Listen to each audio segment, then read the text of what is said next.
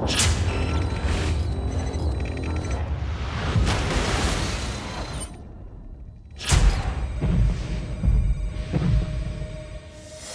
our first DLC offering is called First Strike. It releases February 1st. It has 5 new levels in it, 4 brand new multiplayer maps, as well as a zombie level called Acension.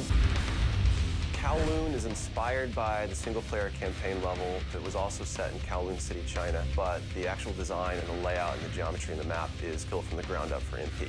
Kowloon is the only map that has zip lines, which will allow players to quickly get from point A to point B. The trade-off to that is that you're completely exposed while you're on the zip line. You can't use your weapon. It's going to get you to your location much faster, but there's also the risk that you're going to get shot. Discovery is an Antarctic research station that was a German outpost left over from World War II.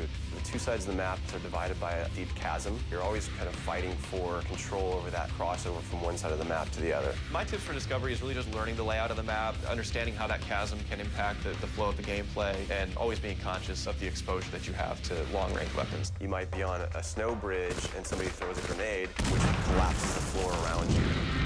Our large map is Berlin Wall. This focuses on the checkpoint Charlie area of Berlin. It puts you fighting on the 2 different sides of the wall. So you've got East Berlin versus West Berlin kind of thing going. Berlin Wall has certain attributes about it that if you use it right, you're going to have the competitive edge over your opponents. It has a lot of very long view distances. It's a really great map for snipers. There's some good high points, some good elevation there. And one of the unique aspects about Berlin Wall is that there's a no man's land in the middle. You can take the risk of going through no man's land to get a faster route, but there's a good chance you're going to get mowed down by the outer turrets.